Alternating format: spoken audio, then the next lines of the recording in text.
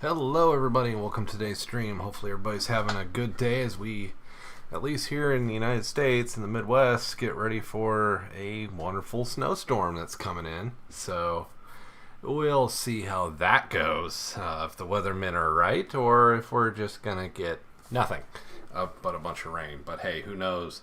But tonight I got a lot of work to do. You guys can kind of see models all around the table here and just kind of different stuff to do tonight. A lot of filling, a lot of seam filling, and assembly needs to go on tonight, and even getting into some paint, I hope. As you guys can see, I've got an Imperial Raider. This guy is completely resin. We've got the gray base coat. I'm just kind of ready to start getting this guy, get some black on there, and get some metallic down here on the engines and stuff, and try to start making that guy look good. But got a lot of models that just need some filling, so get these seams all kind of smoothed up and get this guy ready to be painted. So this one's not even primed yet, so got a lot to do. A lot to do tonight, and plus some of the bigger ones that haven't been on here for a little while. For example, this big one's finally starting to look the right colors. Hasn't been in the right. This one was white when we first started, but we've got the black in there. We've got the primer. We brought the gray in. Did a lot of seam filling. It's time to start giving this one some color, especially on these Imperial emblems. But like I said, with the filling, even the good old Enterprise D needs to make an appearance tonight. So get this guy filled in, get this seam line, try to get this seam line hidden up a little bit. So definitely a lot to do, lots of fun tools, and hopefully get to some paint by the end of it. But I'm going to start off with the stinky part first and getting these fill lines in. So, and what I'm going to use for that is I'm just going to use a Tamiya putty. Been really liking this lately for some reason over my Avaiable liquid resin. So it's been going in, doing a really good job of filling in these seam lines quickly and easily. And my preferred method is just brushing with a Q-tip. Then when I come back with the sander, it'll sand up pretty nicely.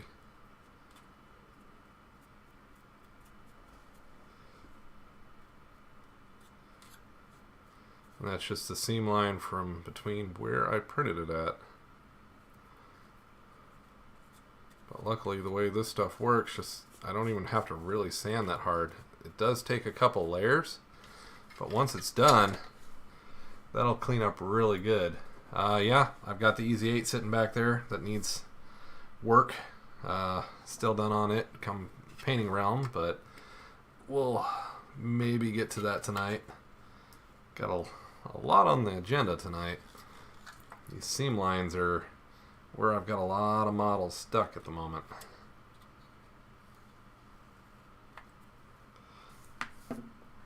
Just kind of gotta get them just filled in nicely and get it pushed in there. Start really kind of bringing that seam up.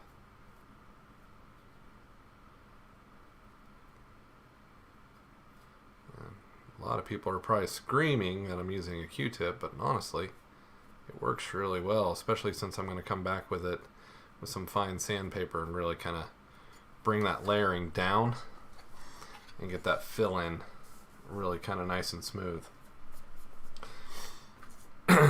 But there is a time where the Avaiable resin kind of pays off. Not that drawer. Is in the tight spaces. Where the Tamiya tube is going to be a problem, the Avaiable wins with its wonderful nozzle. Actually, I think this is a new tube. Yep, we got the new tube tonight. Gotta love it when you got new stuff to use. And this is just a Avaiable plastic putty. Basically, it's acrylic resin, works really well. It doesn't make a huge mess. and doesn't stick to your hands horribly. And unlike the Tamiya stuff, it does not smell bad. But I gotta remember, yep, it's gotta be pierced. It's always fun when you gotta pierce it. There we go. That nozzle back on there. Basically get rid of these seam lines, a little bit of sanding, and this guy will be ready for a good layer of primer.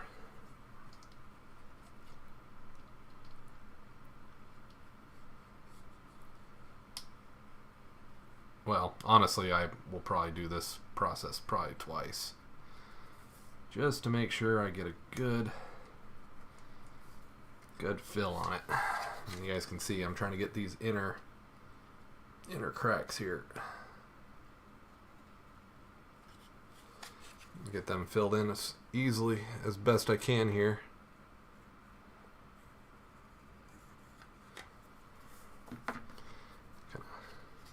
Come back with the Q-tip, pull off a bunch of that excess, just like that. Take what excess I pull off and try to get in some of these tighter spots, get them good and smooth, just like that. Make it one nice solid piece.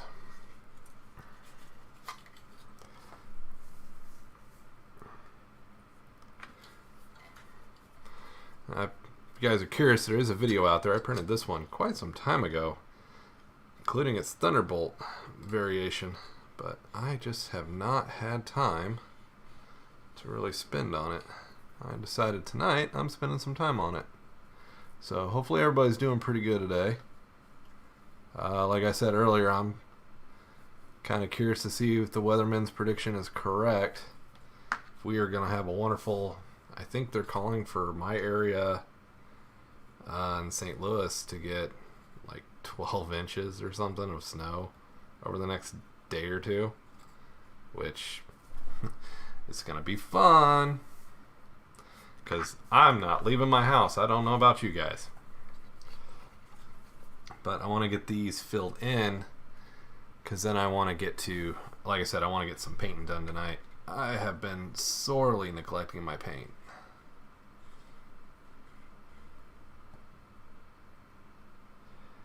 But, so what's everybody else up to? What's everybody working on? Other than if you're like us in the center of the country, we're just all trying to stay warm.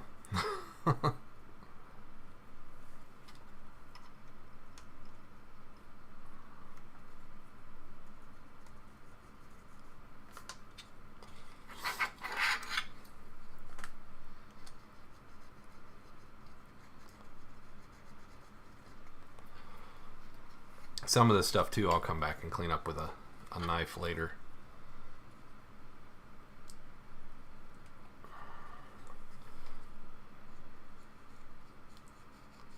We'll get some of these seams filled in here.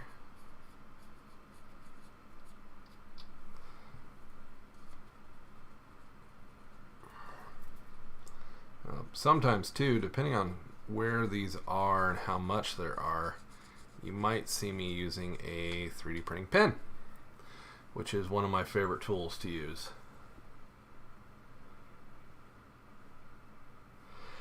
The series reboot.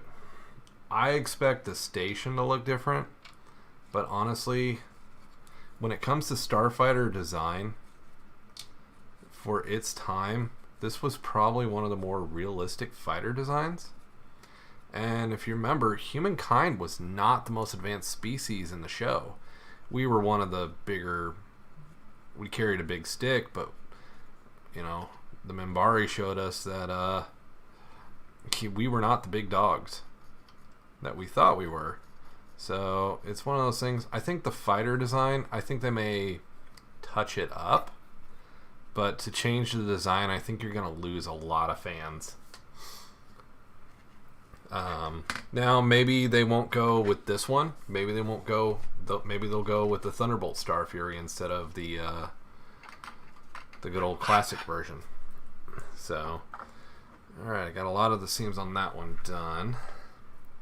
I think that's where I'm going to stop with the Vallejo for now.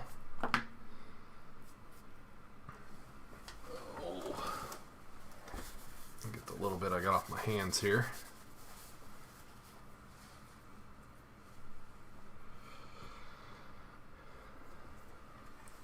Yeah, the snow doesn't bother me. It's the ice that bothers me. But hey, you know what?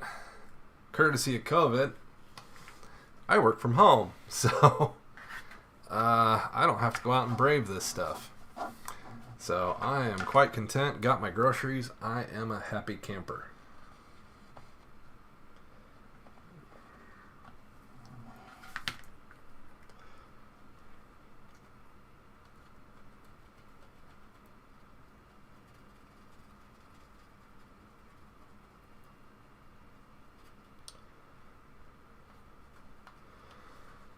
I am definitely excited about making some of these seam lines disappear. Well, that was kind of the key part with the show, is the thruster design. It was actually designed on the premise of what we used on the Apollo, with how we gave it directional thrusters. So it was definitely a well thought out design, and then you got shows like The Expanse that are even capitalized more on that, the look and the design of what was done even with Babylon 5's thrusters. So it was definitely one of those that kind of stood out, even with the ships. I mean, you know, everybody else's ship looked like a Star Trek ship, where the human ships had to have rotating sections, or we didn't have gravity at all, which was kind of said something that we were the latecomers to the game, just kind of like how it was done, in Mass Effect. That mankind, we were late to the game, trying to join a galactic community.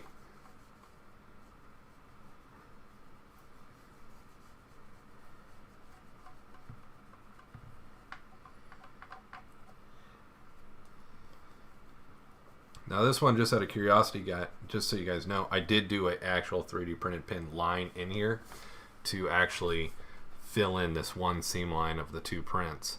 So, because I wanted the larger scale, mainly I wanted the larger warp drive section, so I had to cut the saucer off. Now with the CR10 Max, I don't have to do that anymore. So definitely will be printing on that machine from now on, but for anything this large, the CR10 Max definitely kind of gives me a arsenal to work with.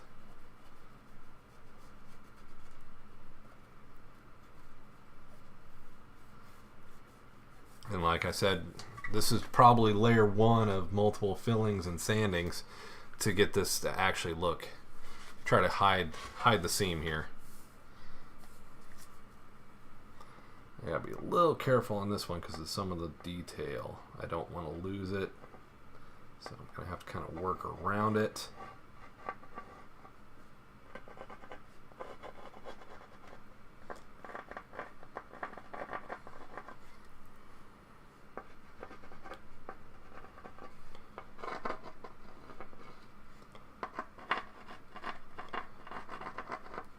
Then I will come back with chisels, and of all things, these wood shaping chisels from Dollar Tree have been fantastic for cleaning up filler.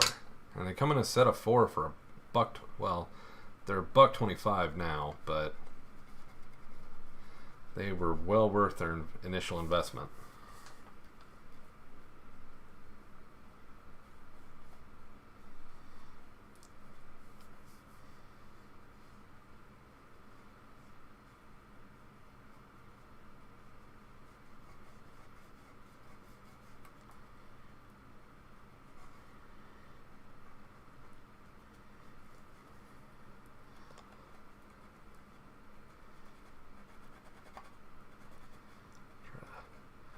As much of the detail raised up out of this, these lifeboats. And thank you, Microsoft, for telling me I apparently got an email or something.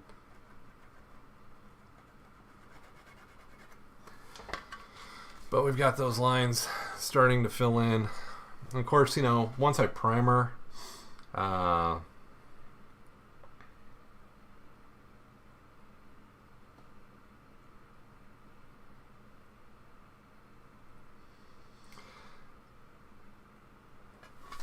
I've actually looked at some of the alien ships, like I think it's the Nostromo or something like that. I've looked at that model a couple times. I haven't really, hasn't really hit the top of my list. I'll be honest, I'm not a fan of horror movies at all, so that's why that one's never kind of appeared, but it's definitely something I can take on. I've seen some good models out there of a few of those. The mech, maybe. That one's kind of a debatable. This one's been kind of a fun one that I've been working on. This is a Battlestar Galactica. The ship was only seen once in a very, very vague back photo, but it's a Colonial Defender. So the ship huge engines, can jump in. I haven't fully finished cleaning the engines yet. This literally came off the printer this morning. But it has one fighter bay that it can come in, drop fighters real quick. Max thrust is probably about similar size to a Manicore. If you guys have seen Battlestar Galactica Deadlock, this game might be in there. The Last Starfighter. I hadn't thought about that one. But this Defender, I mean, I did this in one print, and you guys will see a video on the channel eventually. But I printed it at an angle like that, and it came out beautifully. And like I said, it's got a lot of cleaning still to do. And I may do a more upscaled version looking at all the detail that actually came out. I was actually very happy with the amount of detail I got. So that one's definitely going to have a little bit more cleanup. There's some support stuff and stringing on the engines I got to get rid of. Mr. Heat Gun will probably deal with a lot of that. I need to do some picking around in through here because the supports were attached, and just kind of take and clean that. So we'll get that one cleaned up and in here as well. So painting soon to come on that one. And then the one we need to assemble tonight. We got an X-Wing I got to get assembled tonight. So this one was actually a really cool print. It's not huge detail, but it's enough that coupled with paint, you can actually make some good detail with this one. I was hoping to have the Colonial Viper ready again tonight to actually start painting on it, but the resin took longer to dry and cure to it than I expected it to. But it is now dry, but since there was a delay, I didn't get to sand that one, if you guys watched the last stream. Same thing with the Batwing and the Batmobile. It didn't dry fast enough for me to get it into sanding. So for this wonderful X-Wing, I'm just going to use a tube of super glue that I need to finish up.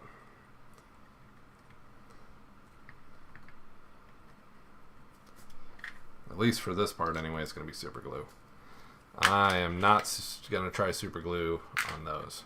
But for the main part, super glue should do just peachy.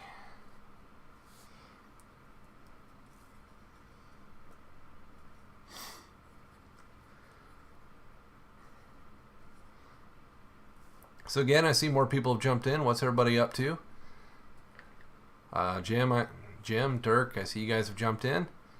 Hopefully you guys are having good ones. It's good to see you guys again. I know you're in here quite a bit, and I appreciate that. While that one dries, I'm going to set it aside here. We're here by Mr. Gundam. Hopefully they don't get in a fight. But I know last week we talked about the Sovereign Reliant class, and you guys can see I got most of it, but the warp nacelles failed. I haven't decided if I'm going to try a full reprint or if I'm going to do like we did with Voyager, cut the nacelles off and print separate. But it's got some sanding and stuff that I want to kind of do. I may actually go back into this model and make some changes too. I haven't decided yet.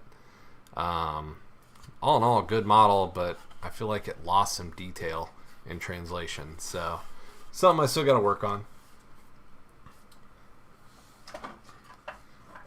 Then I know I was talking about, I did find a different deflector for Voyager.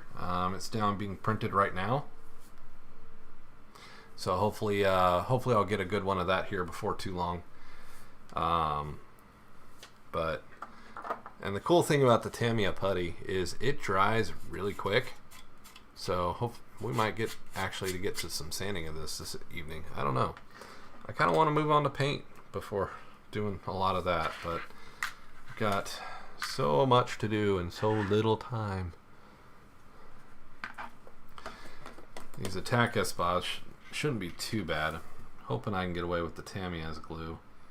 Not sure if I'm going to or not, but we will definitely try. Because the cool thing is, if they kind of bend out of shape, the wonderful thing about even resin prints is resin, FDM, everything's heat tolerant. So you'd be surprised what you can do with just some heat on one of these to bending the models back into a straight line.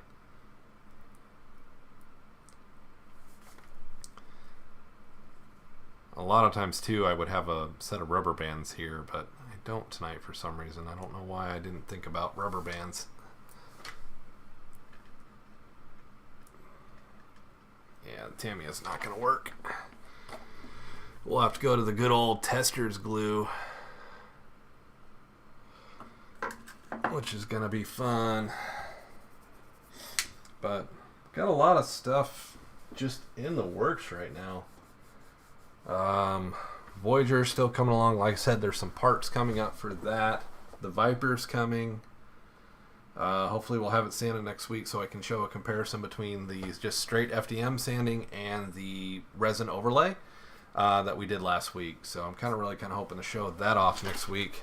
The way these are gluing together and the fact that I didn't bring rubber bands, what I'm going to probably do is grab some rubber bands later, and I'll probably use the Testors modeling cement and just wrap these together with a good bead of this in the middle, then use my X-Acto knife to kind of trim the bead back.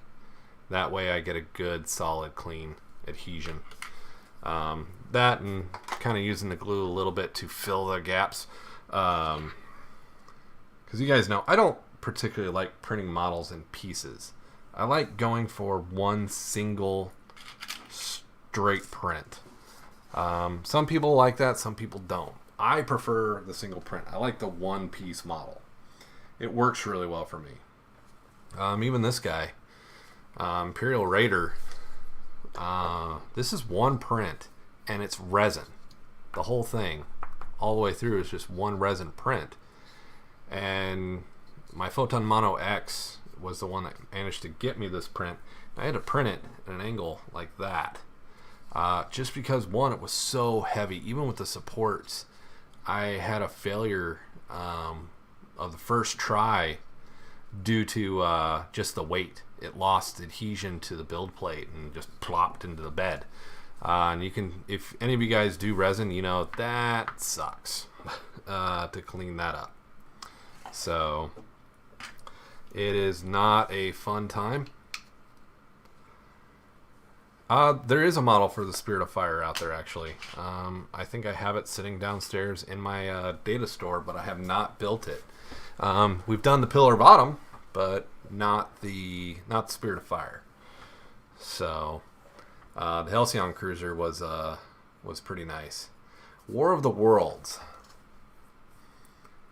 Now, the 1953, it was a very smooth curve and had glowing tips, basically, and had the eyepiece that came up the top, right? We're not going to talk about the Tom Cruise one. Though, while cool, we went with the J.J. Abrams effect and just kind of dulled it. Where back in the 1950s, those were pretty space age, especially the way they climbed across the terrain like they were hovering was pretty cool for that time of movie making. So definitely one to kind of keep in mind. But let's getting some of these tie-fi patterns on here, because there are a lot of those fins, which means a lot of places black can go. right off the bat, because probably what I'll do is black, and then I'll come back with a dry brush white to pull the dippling aspects back out. But I don't want to airbrush it because of, well, one, it's just such small patterns. So this is definitely going to be a brush one. And I've got actually some Imperial Standard ties. I just pulled them out of the wash bay of the X-Wing size. This one is a little bit small compared to the game model, but you know, can't have everything 100% because resin printers just sometimes can't get that size. Get into that corner there. I could have done it. I could have split it in 2 pieces, but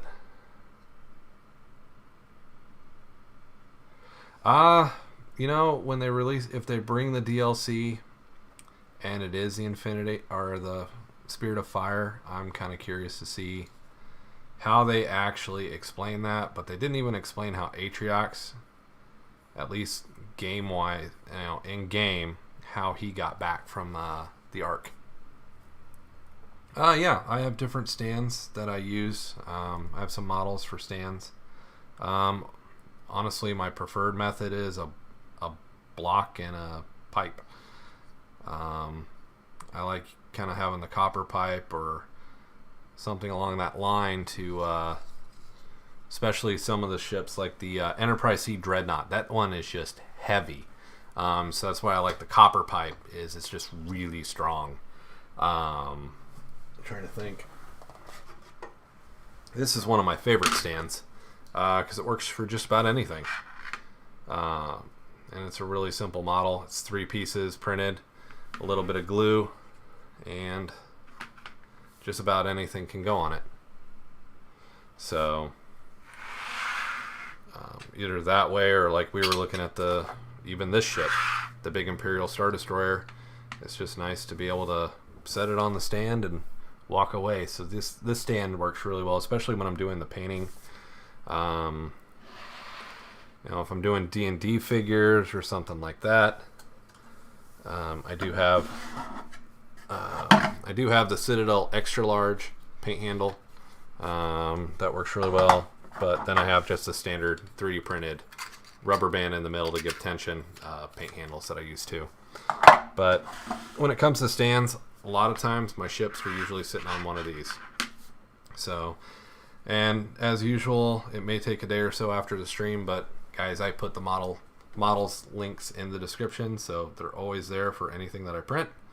I try to do good with that. Sometimes life just gets in the way, and I don't do a very good job with that, and I keep forgetting my camera is covering up what you guys want to see.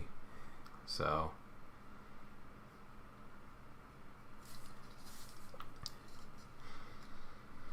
kind of one of those things. It is a bit of what it is. Get some Star Wars painting done here. This model's been hanging around for a few months and not any paint on it. Start getting the black in there. Come in with the I think it's the Tamiya panel line. Kind of start popping these panels back out to give it some more color. I'll come back with some colors for some wear and tear. Maybe this is an Imperial Raider that's still operating after the fall of the Empire or something along those lines. A little bit of rust and wear. Who knows what it's been up to. It's kind of the fun of building a model. Give it its own lore. Give it its own talk. History as you're building it if it's not a particular ship. Like I'm working on I've got a Star Destroyer down there printing right now that I want to turn into the Chimera. So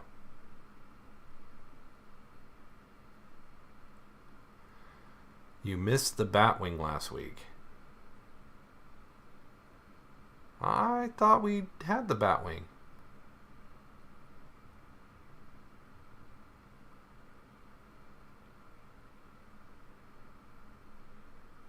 Well, Jim, that's exactly why I do what I do, because I saw the same thing. And, you know, it's always, how did you get there? And that's one thing that I try to do with my videos is I'm taking you through the entire process of how I did it. Now, granted, you may not see, oh, a support failed and I'm back there gluing it back on or something, but you know, a lot of times that's not relevant because it's my printer being silly. But that's exactly why I do what I do, Jim, is I want you guys to see from when I pull that model off the internet, or if I make the model, it's a model I made, and we take it, oh, I missed posting the link. Whoops. Don't worry, Dirk, we'll fix it. I bet I posted the Batmobile probably, though, didn't I? Whoopsie. I will sit, depending on which Batwing it was, whether you were after the animated or the movie one, the animated one is a pay for. So I am human. I'm gonna miss stuff every once in a while. It just kind of happens. But I will definitely try to do better about that for this one and go back and try to correct that one. So, and if you guys haven't noticed, I am not a speed painter. I do not do this for the speed. I do this because I am still building strength in my hands to be a good painter and building up that control. So, because painting is not something, I am a keyboard pusher most of the day. So, well, it's just one of those things. It's not just trying to help someone new. It's trying just to help anybody that wants to print it. If they've seen me do it and it worked, you know, it's kind of one of those things. That's why I'm kind of doing what I do, is just I want to make stuff easily printable. I do have a new printer arriving that we'll be doing a discussion about. It's a little guy compared to the big boys that you're used to seeing, but I actually have an original Ender 2 downstairs, and I love that little printer, especially for just little projects. And Creality released the Ender 2 Pro. Well, I managed to get my hands on one, and it should be arriving, weather permitting, tomorrow. So I'm not optimistic, because if there is truly 12 or 18 inches of snow coming in, I don't blame the FedEx guy for not delivering it, and it'll make a video for next week. Or I don't know about really assembling it on stream. I don't know if you guys would be able to really see it that well. So and I want it to be a video, because I want to pull out the old cobbled together, soldered together poor Ender 2 that has had to survive because they just don't make parts for it anymore.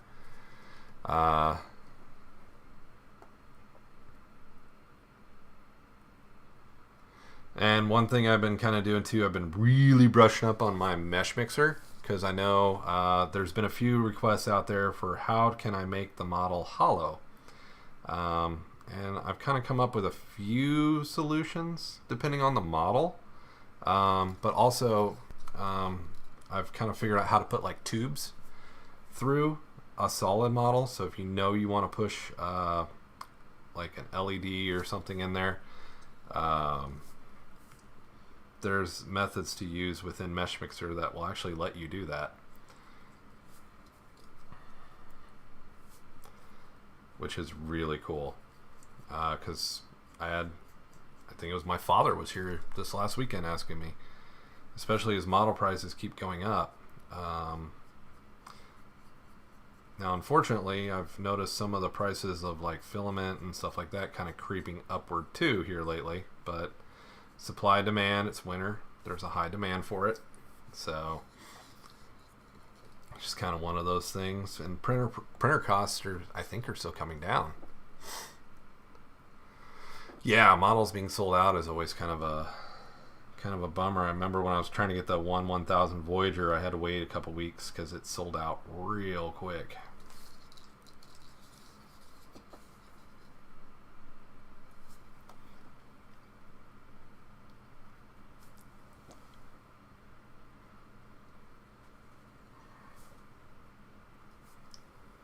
Really should have poured this on my wet palette. Probably would have been a smarter move, but I'm actually kind of liking how the gray is trying to pop through the Abaddon black that I'm using.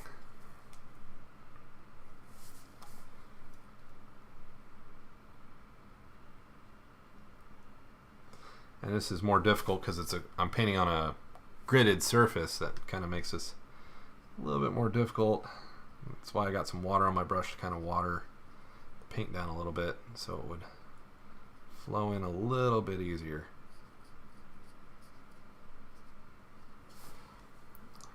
Hopefully you guys are being able to see that okay.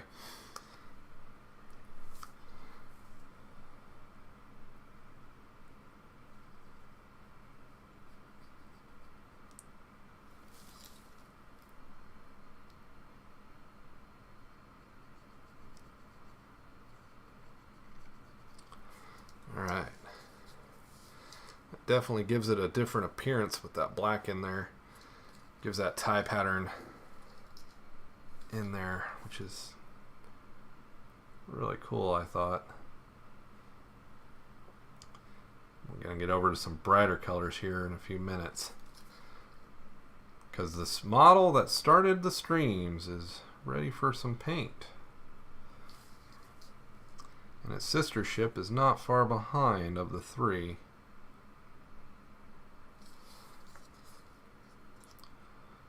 But it's kind of one of those things. What project are you guys all working on?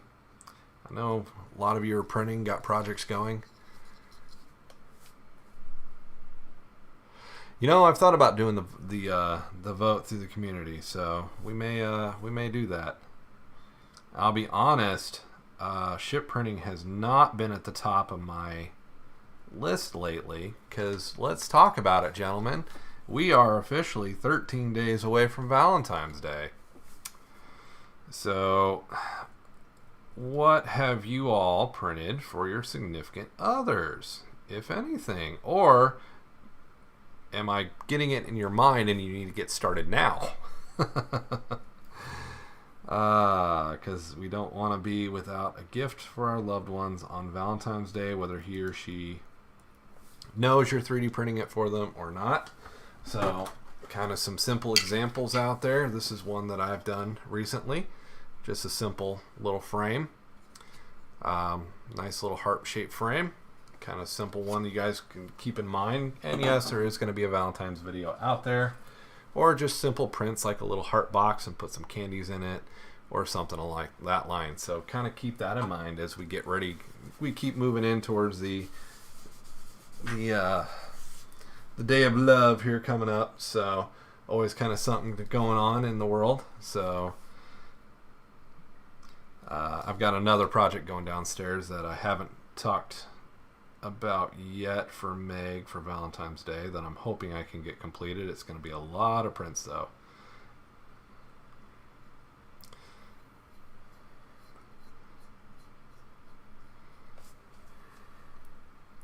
I think I'm going to get this side done and I'm going to lose patience with going into all this detail. I'm one of those painters. I can do a little bit for a while, then I got to do something else for a little bit.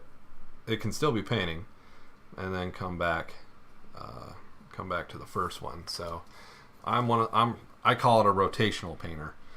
I may sit and paint all day, but I need to paint on like 8 different things.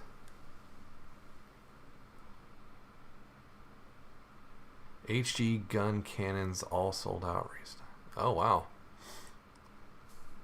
So anybody got any ideas what they're doing printing wise for the next few weeks, or what you are printing, or models you're working on? Oop, I just made a mistake there. That's okay. That was going to be a different color anyway. So, because this gray is actually just primer.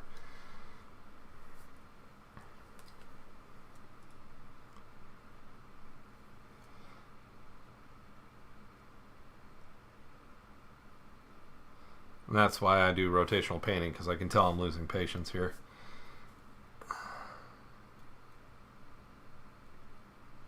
This gridding is nightmarish. When I get into the TIE fighters, it's going to be, I'm actually thinking about taking a slight shortcut with the TIE fighters and just going complete black. and then come back with the gray, which I may do anyway, because that way I can kind of watch how I control my gray and let the black highlights come out from underneath. But with this gridded paneling, I'm thinking just the spray black is going to be the easiest way to achieve a good complete coverage as we go forward here. This one just had too much gray to not do that. But you can see it's really kind of starting to fill in. It's going to give the ship some pop, definitely, when I get like these forward ones, and then start coming in with the chrome and coppers and stuff to kind of really fill in the engine. Definitely into the blues.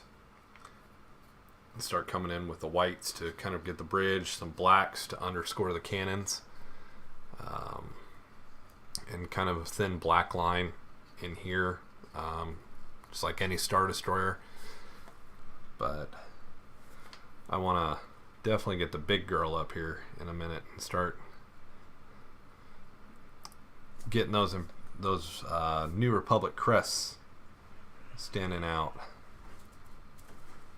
from the gray and the black, because I'll have to come back with blues, especially in the center section. That's going to take quite a bit of time. I'm debating actually airbrushing the blue in.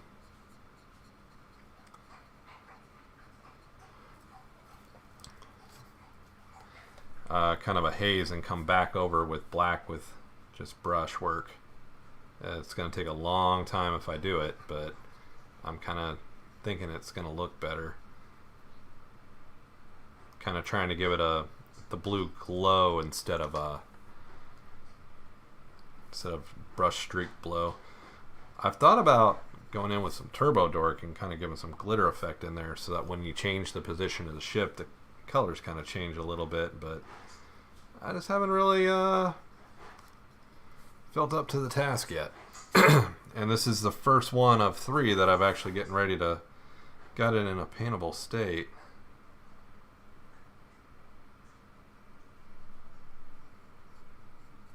Alright, one more piece and we'll be done with this one for a while. And we'll bring the big girl up here. So, one ship I've been looking at is Space 1999, the Eagle 1. I've got a couple models picked out. I've had people ask me to print that one in comments. I want to get the Axanar up here and get her painted. That was a really fun print, and was actually requested by the Axanar channel, which was really cool.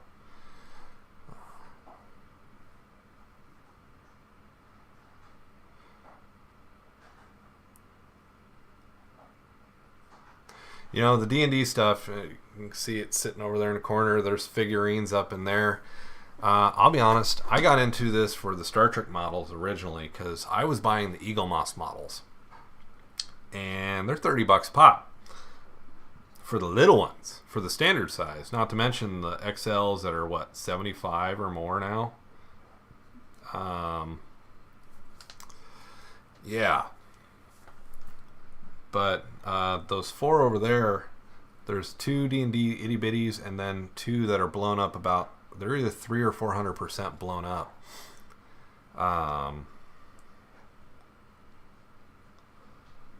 That I've been working for a friend. Kind of stalled out on their paint job. I'm sorry guys if you can hear my dog drinking her water. She's decided now is when she wants to wake up. But all in all, once that's done, because 2, I want to kind of bring some blue tinge into this one, kind of like the TIE Advanced. But one side started, time to clean the brush, and let's go on to something maybe a little bit more fun. So we're in some Star Wars, but let's move on to, we've been working on this Imperial Super Star Destroyer since, what, December, I think, is how this one's been going on. But she's finally starting to look really good. And kind of what my plan here is, I'm going to go with an orangish red for the Republic symbol. I want to do a steel ring. And then, like I said, I want to pull in blacks, blues. Some of the gray has gotten in here because I sprayed all this. Then, of course, we got the bottom side that's come in with different kind of blacks and grays into here. Of course, red for the engines. Kind of make this guy a fearsome standalone ship. So I'm really kind of excited to kind of get that and actually start putting some color on this one. Oh, let's see here. Color, color, color. What would I do? Orange just doesn't seem right.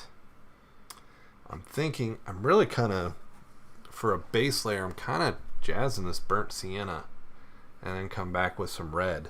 You know what? Let's give it a try. Let's see how it looks. Because that's the whole trial and error of the game, is you've got to...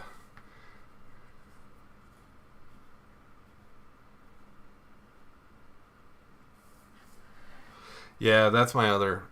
Now, granted, I don't paint to scale a lot. I don't print to scale a lot of times. I print it how big I want it. But yeah, definitely when you look at it, their models are all different sizes.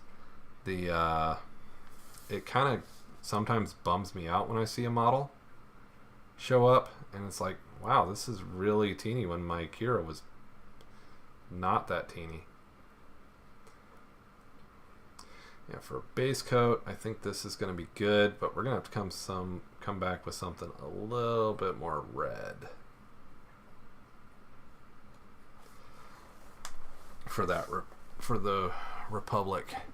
Don't get me wrong, I love Eagle Moss. I love their models. They are super, well, most of the time they are super detailed. They look great, and they're just a lot of fun. Their prices kind of suck. I think they're a little high on their price, which, especially with what you pay for shipping and handling, their prices get a little higher than what I'd like. This initial layer I'm not really carrying too much. It's when I come back with the next layer, I'm really going to watch my brush strokes. Make sure I'm overlapping my brush strokes to keep a thin layer and kind of hide the brush strokes. Hopefully my head's not in the way. It's not. Good. Got a bad habit of that. I try not to do that. I know you guys don't want to look at the back of my head. I'm just kind of excited to actually putting some color on this one. Her sister ship is the actual Executor, which will have a lot of blue hues. Of course, doesn't have this symbol on the side.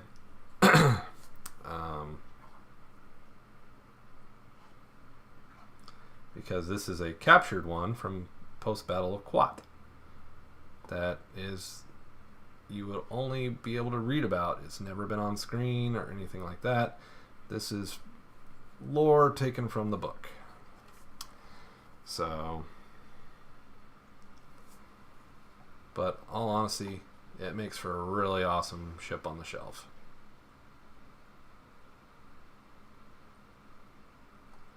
And that's what I'm after. I think this burnt sienna and then coming back with a red and trying to get some of this burnt sienna to show through is going to be really cool.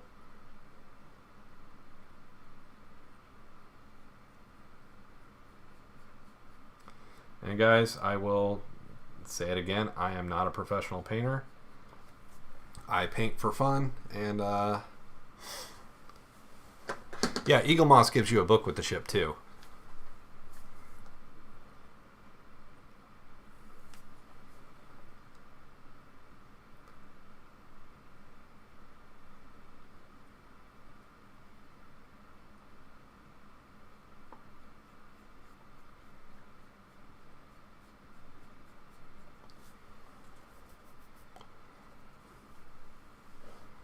I'd have to go look, but I know there's several books where there are especially in the Yuzhe Vong War, that there are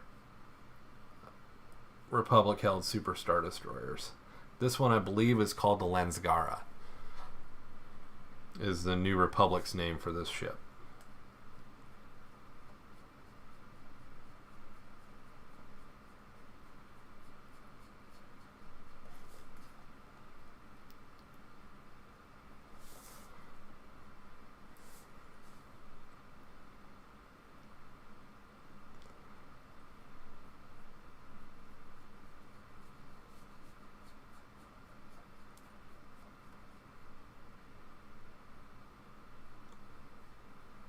If you guys are curious, this is Pro Acryl from Monument Hobby. Is the paint that I'm using. Really nice paints, and they impress me because the price compared to a Vallejo bottle or a Citadel bottle, the ball bearing's already in there, and it's a nice size bottle. So if you guys are looking for good acrylics to try out, I definitely recommend giving them a try. I've enjoyed it since I bought pretty much the whole collection. And Dirk, I'll have to look and see what book it was in. But if you go out and look at the wiki, she should show up in the wiki, because there's a lot of cool stuff in the lore, or in the, I think it was Star Wars Legends, about the ships that were captured over Quat, and a lot of them were just laying around because even the New Republic could not man them.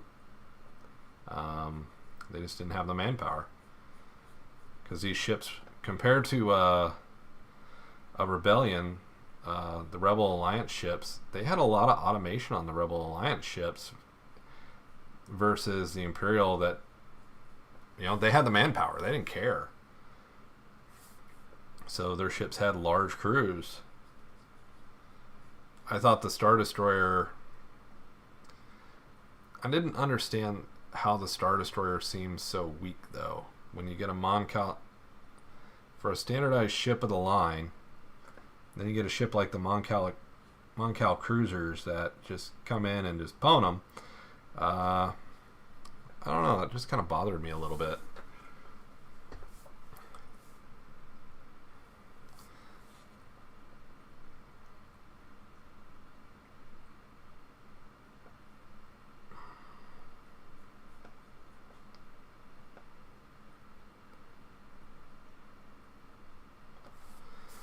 But definitely, I'm liking the color on it, though, seeing it. But Dirk, I'll look for that book and try to put it out there, which one this specifically was in.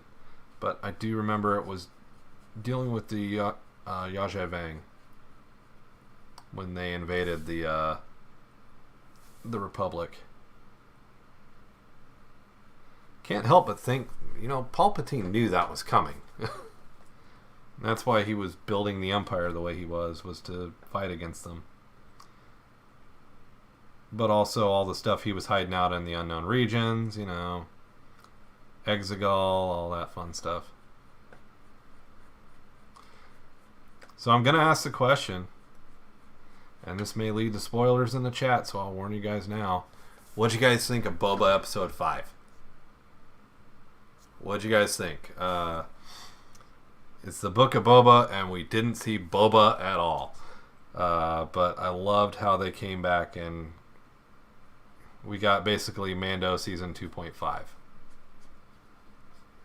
If you haven't seen it, take the time to see it, because I am really curious what we're going to talk about. What's going to come up in this week's episode. And then we got Discovery coming back. I think the 10th. We've got new episodes of Discovery coming. We got Picard coming. And Strange New Worlds coming out, officially set for May 5th, which I kind of giggled at the date. Because, you know, we've got May 4th, and then we got the new Star Trek series coming out on the May 5th, The Revenge of the Sith. So that's kind of a funny mannerism kind of going on there.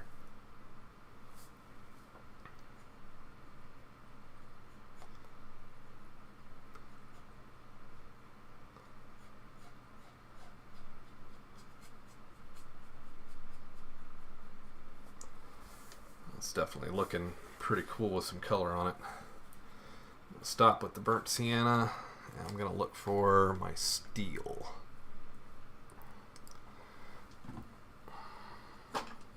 Still getting used to these new organizers, but we're getting there.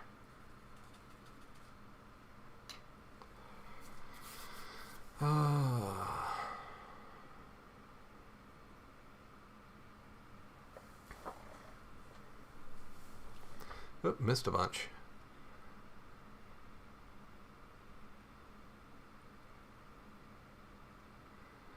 Gaming Geek, he might. I don't know. I'm right here in St. Louis, so if he is, love to hook up with him, have a chat. Yeah, I'm really curious to see what they made for Grogu, so it'll be nice to see the next episode come up. So, yeah. And then Mando getting the new N1 Starfighter, looking for a model. That one was kind of cool to see them pull back from back in the older episodes. Don't want to do that one. Color choices. They're always so hard. I think I'm going to go with roofing. No, I'm going to go with Citadel's Stormhost Silver. Let's try that one. See how it looks.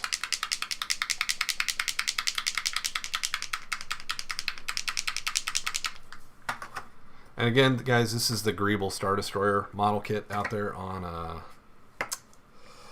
Thingiverse. Really good kit. And this is printed 1, 2, 3, 4, 5, 6 pieces, and then assembled. So it assembly went together really, really well. Trying to debate what I want to do here. I think I'll just use the same brush.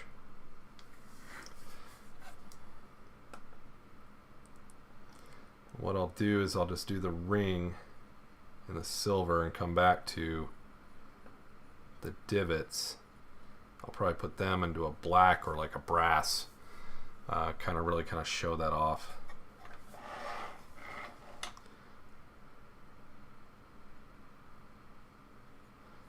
And I may just decide I don't like this and put the whole ring in black. I don't know yet. So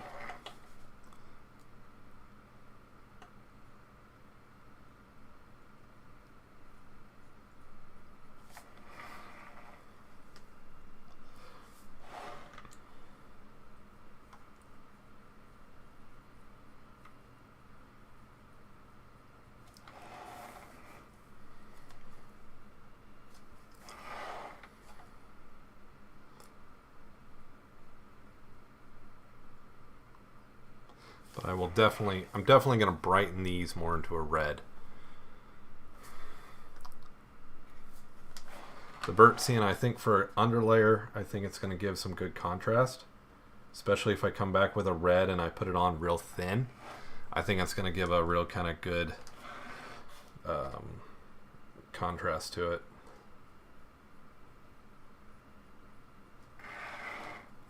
Not sure I like that silver, but we'll do it all and we'll give it a day or two, and I'll look at it for a day or two to decide if I like it or not, and if I don't, we'll get rid of it.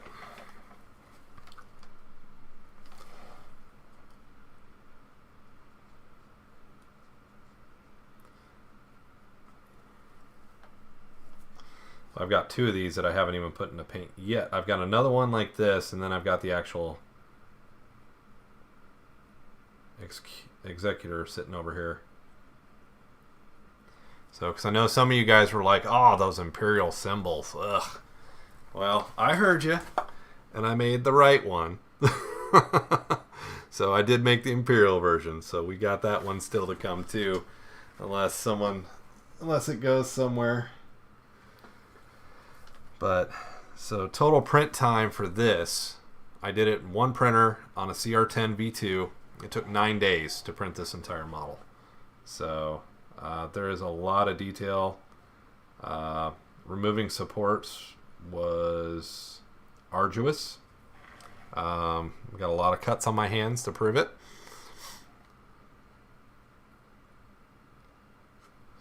Yeah, they kind of did allude to a chainmail with the rings when they were making it. I'm wondering if Din Djarin was thinking maybe, oh man, I hurt myself with the dark saber, and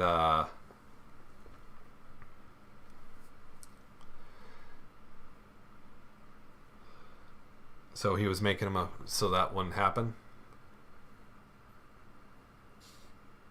So we will see.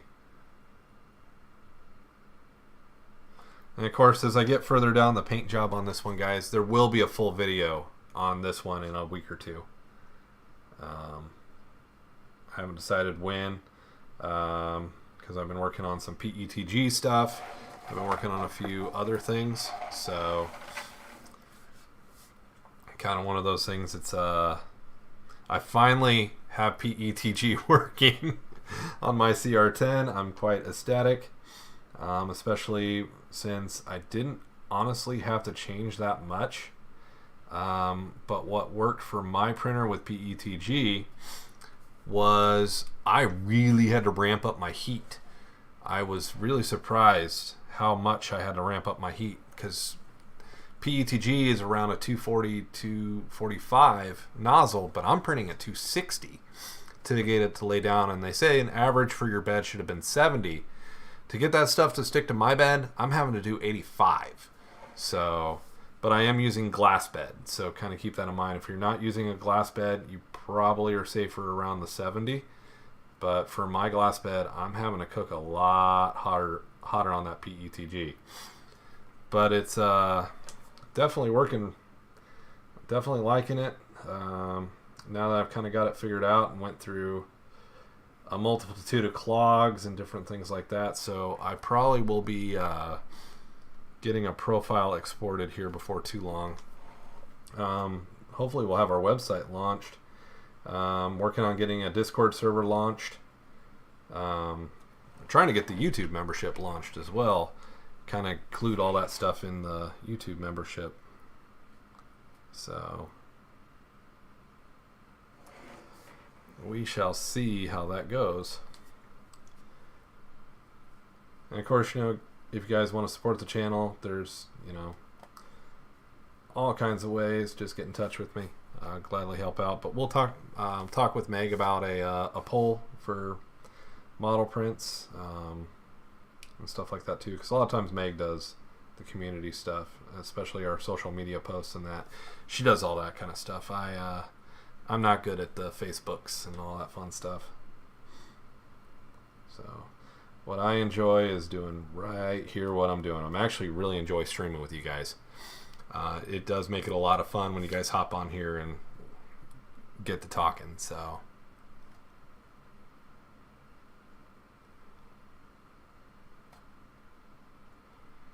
So the saber, I would recommend, there is an episode in Star Wars Rebels where Sabine is trying to learn how to use it, and it explains why the saber gets heavier, because he's not thinking, and the saber is trying to basically guide him, and he's fighting it physically, and that's why it gets heavier and heavier. It's because he's not working with it.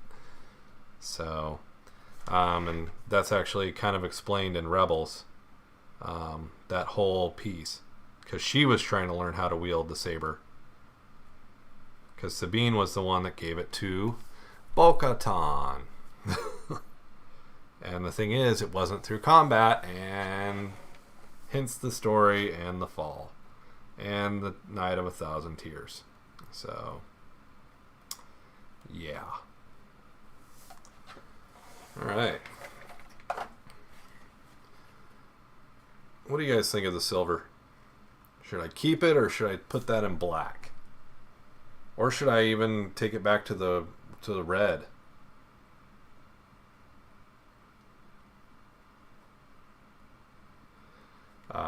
Kind of want your guys' thoughts here.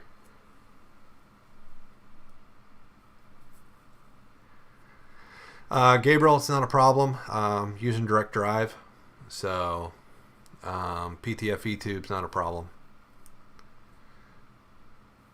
And yeah, I do use the Capricorn tubing for the higher heat. So definitely a great point there with the heat. But my printers are all well rated for ABS, which is even higher than 250. So I only buy the right tubing to do that. And PTFE, it is on direct drive and is in a full solid using the K-Swiss full metal hot ends. So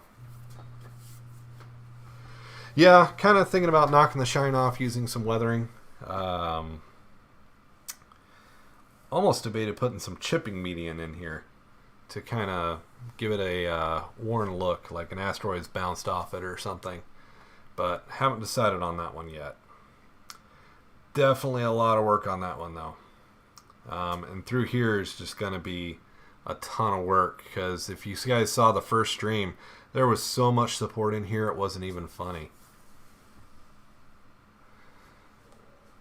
So thinking the red ring, I'm going to have to just kind of keep an eye on it for a few days. Think about it, I think. Because one of the things, too, I've got that entire sideline here to come back in with a dark, and I'm going to try to come in with a blackish blue and really kind of come in here and really darken this. There's a little bit of string that I haven't taken out yet because I haven't wanted to. The direct drive, I mean, for a lot of stuff, you don't need a direct drive. But if you're wanting to do like TPU, nylon, stuff like that, the direct drive is where you want to go for those upper, like flexible filaments and stuff that just in the Bowden tube, it's just going to bunch up. It's not going to extrude properly. The direct drive gives a lot of utility there. That, and honestly, you get rid of a lot of the Bowden tube jams, but when you do get a clog, it can be a real bear to clean, because you got to basically take the direct drive off. Sometimes to get in there and clean out that hot end. So pros and cons to both. More material uses, yeah. But it's kind of one of those things. It's one of those game changers. But yeah, I'm really ecstatic with how well this model's coming along. After I printed it and kind of started looking at it, I was kind of like, oh my gosh, what have I done?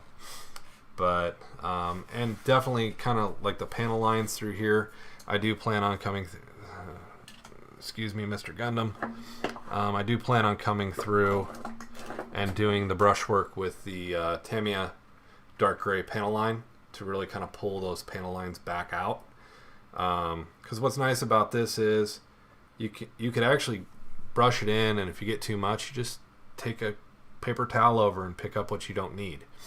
That's what's really cool about this material, is it's a good way to give a weather and really kind of accent the panel lines within the gray. So it's definitely something I'm going to have to do. I want to get some of the bluish gray in here. I definitely want to get kind of a bluish gray into basically where the fighter bays are, and start basically pull a bluish gray in here and pull out to a darker blackish gray as I pull out into the engines here. So there's definitely a lot going on here. And just so you guys know, this one is about 36 inches long, so it is quite a nice scale for this ship. And you know, it's always fun talking about it, but you know, there's 3 of these floating around my shop right now, and I have to be very careful. Actually, I'll take the Imperial one out of the way here, because I always get scared with this that I'm gonna bust that little bridge off that stands out above the entire model. I'm always worried I'm gonna smack that and break it. So I've got some little ball bearings I want to glue onto the top to kind of give the shield generator look back to it, and then bring that one back into play. But I've got a lot of work to do through this center section, because I've just had overspray from the gray and stuff like that I want to get out of here. So, all right. So what do I have primed that needs work? And we kind of had a little bit of an upgrade behind me here, guys. We're kind of added in a new shelf and got some new storage for some of the models I'm working on sitting back here. I could work on the Defiant again, Voyager. So actually I want to talk about Voyager before its video gets made. I did find a model out there that is a very much a better detailed navigational deflector.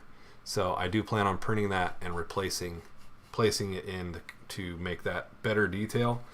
Because when you look at the re-release model kit, we're going to bring it out here, you can definitely see a very big difference in the navigational deflector compared to the print model.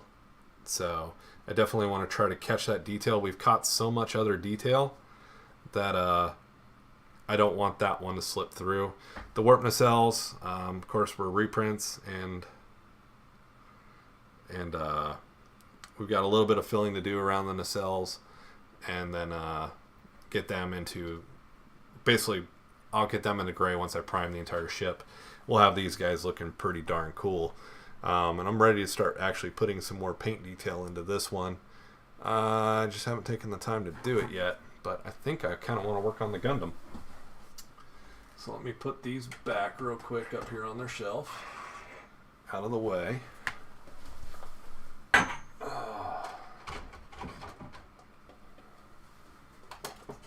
And of course, you know, we always have the fun of the wonderful Klingon Empire Katyn class battlecruiser to paint. So, yeah, Jim, that those Star Destroyers are like massive spears. But I did print a smaller complete one too. So this guy was done on a CR10 at an angle. I angled it on the build plate and printed in one print, and it came out really well. I was really happy. So the only thing that went wrong was I broke an engine here, but I can fix that with the 3D printing pin, and I kind of broke a cowl here. But all in all, the model came out really, really well. So I was really happy with that. So give me 1 second to, I want to move these big ones out of the way.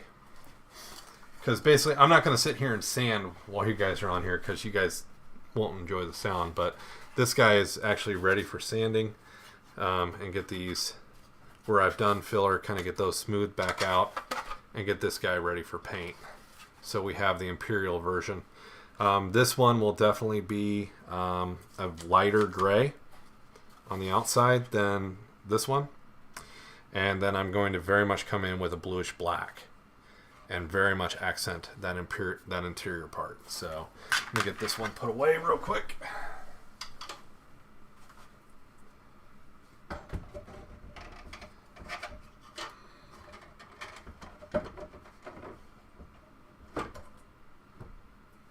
Get it put away up here on its shelf of stuff I'm working on.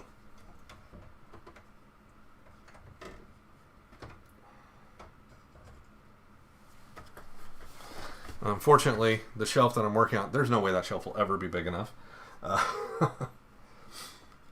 we want to do that? Do we want to hop to the Gundam, or do we want to pull the Razor Crest up here? I'm conflicted. Alright guys, put it to a vote. The Zheng He, Razor Crest, or work on the Easy 8. So, calling you guys out. I know you're watching. So which one do you think I ought to go to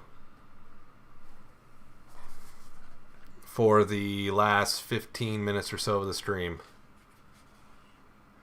The brand of putty, the gray putty that I was using is the Tamiya basic type putty. This stuff works really great. And for the stuff in the close in, I was using the Vallejo plastic putty because I like the nozzle that this one has. They both work really well. The Vallejo doesn't have a heavy scent, but I will warn you, the Tamiya has a scent. So kind of keep that in mind. Or we can do Q&A for the next 15 minutes. I really don't care.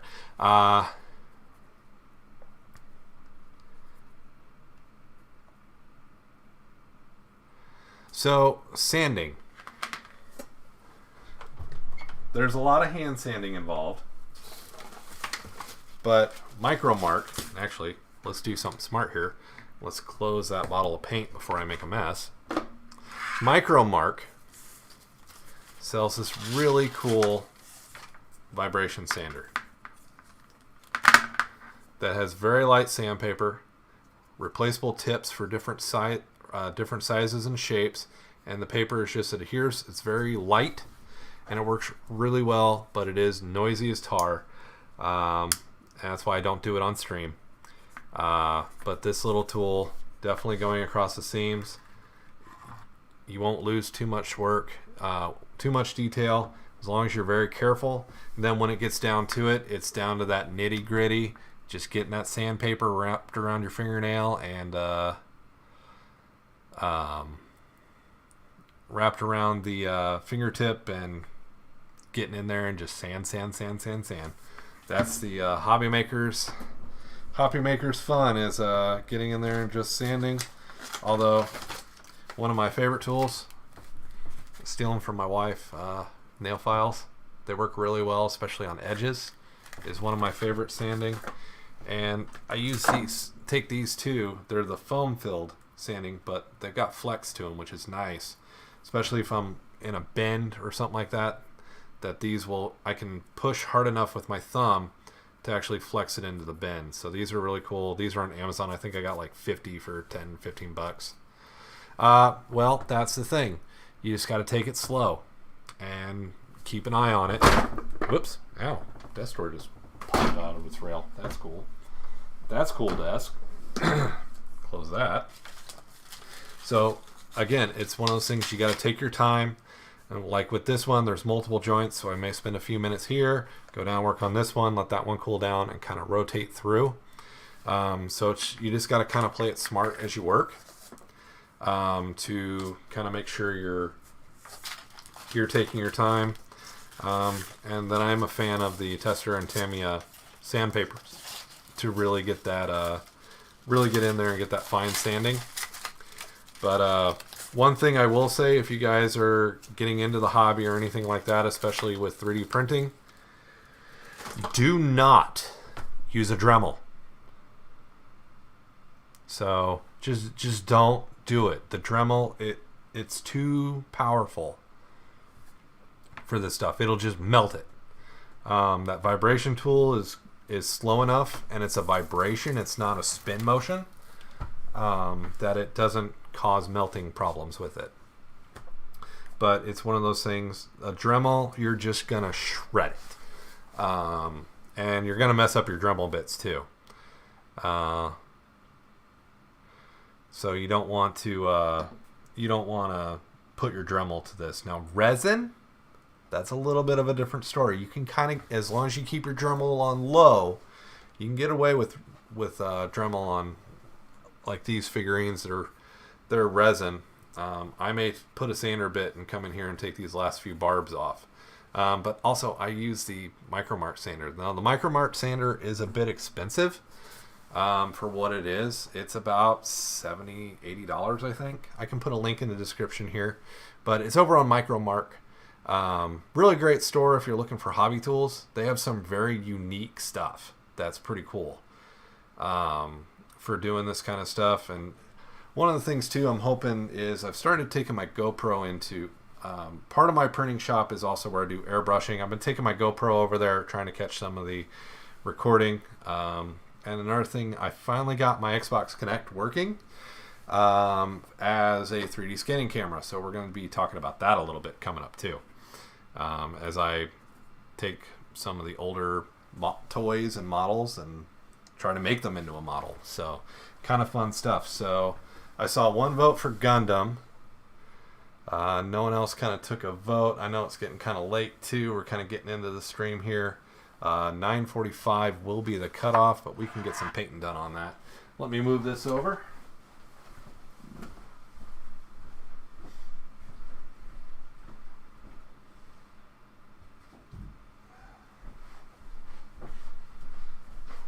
Get that moved over to the other table over there. And of course, guys, I have not forgot, and I have not worked on it. We still have Mercy. I have not done any additional painting. This has all been painted. Well, I did do some. I put some yellow on the back of the wings to start kind of getting the backside done, but this has all still only been painted on stream. I need to get back to work on it eventually, so we'll try to make sure we slate time for this next week. So she's sitting up there looking at me like, why haven't you painted me? So, but let's try to get a little work in on Gundam, because that Caden blue, I want to get another layer of Caden and then come back with a darkened Caden blue to kind of really pull back in to the Easy 8's color, because it is a little bit darker. So if you're curious which Gundam, and you're not familiar with Gundam at all, this is from the 08th MS team. This is the Easy 8. This is the Commander's Gundam. After he kind of broke his first Gundam. Chasing after a girl. But you know what? We're guys. We do silly things like that. And yeah.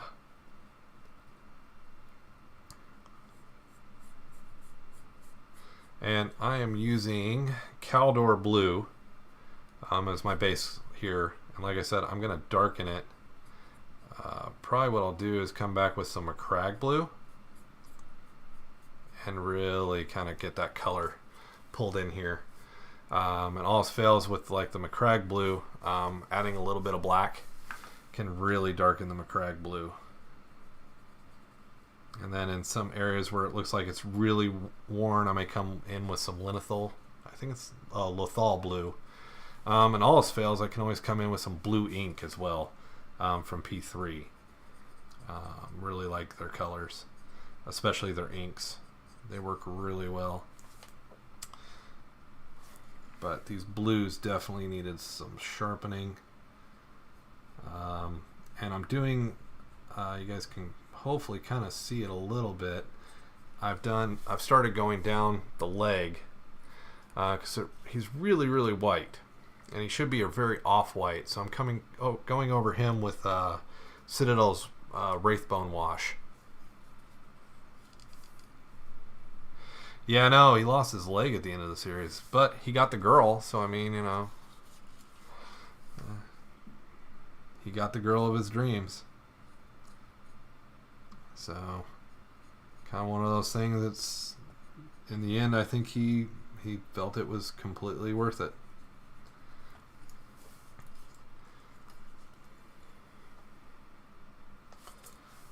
Kind of wish that series had gone on a bit more than it did, but can't have everything. It was a good one. It was one of the better ones, in my opinion.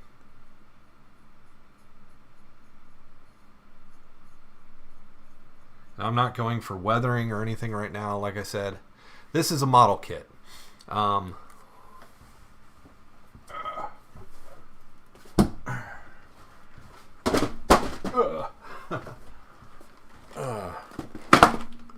So this is not the Easy 8's box, but this is the other. This is the original. It's the 79Gs. This is the exact one. What is this? Can't remember what scale these were. And of course, it's not going to tell me. I think these are 144 scale. But it's the RX-79. But this guy is specifically the Easy 8 set, the kit. So, but the plan is, I've got two of these, and I 3D printed the hover truck. So I'm mixing in 3D printing with that, and I'm going to take a lot of my my 3D printing fails and create a diorama with these three. Is kind of my goal, and then possibly sell the diorama once it's done. But got a long way till that's a thing, because those two aren't even out of their box yet. To be assembled, and of course, the fun, if anybody else has put a Gundam model together, the likelihood of you getting English instructions, good luck. Because I know when I got him, there were no English instructions. I put him together completely based on pictures. This was a project I did on a trip. Actually, I assembled him. I was with my wife. We went to a weekend getaway. I think it was actually for my birthday. And we didn't realize the resort was charging for internet. So, yeah, I'm a night owl. She's an early bird. So I luckily had taken the model kit along just to, because I knew I would be sitting up at night, not being able to sleep. And I assembled him in a couple days. And he's not glued together. He's completely posable, which is great, because I can take his legs off and work on painting and stuff like that, which is really going to help in this midsection when I get up there to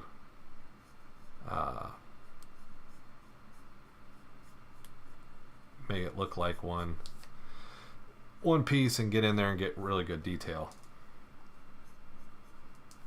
Because a lot of the detail, especially, well, that's actually kind of what I'm going to do with the failed prints, is kind of make the debris background and have him with the other two like they're in a combat and they're working together in a battle zone. So is kind of the deal, is kind of my plan. Basically a styrofoam base, and use the failed prints as building debris and stuff like that. So nothing goes to waste. There's always a use for failed prints, and that is one of the planned uses, is to use it to create terrain. So, and definitely one of the things that I saved a lot of that material for, is to create terrain, especially like resin prints. I don't know if you guys have seen supports off resins. Very much have like girder like looks and different things like that. So they come in really handy when you're wanting to make a design. So, but the one thing is, with this Caldor blue, it does kind of require definitely a second coat. And most of this right now is just in primer. I have gone in with some Citadel Mechanicum Standard Gray, kind of starting to pull out some of the gray aspects of the midsections and different things like that. But one of the key things I want to get this to look like it is one solid stroke. And if you guys are familiar with painting, the best way to do that is overlap your strokes. Create that overlap.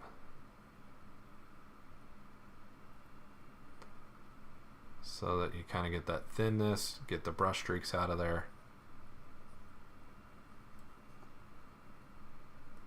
And, you know, kind of talking about painting, I'm going to talk about this a little bit.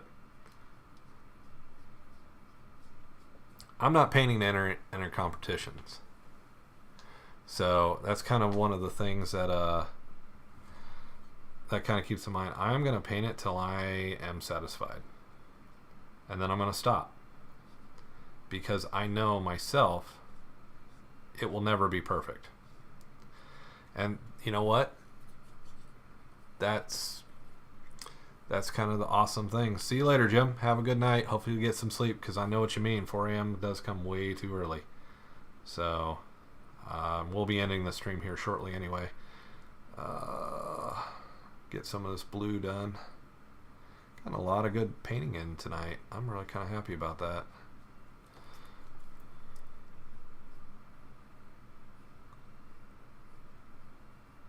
This really nice and thickened up, and then come back in with that little bit darker to really kind of pull it back in. So all right, guys, what time is it?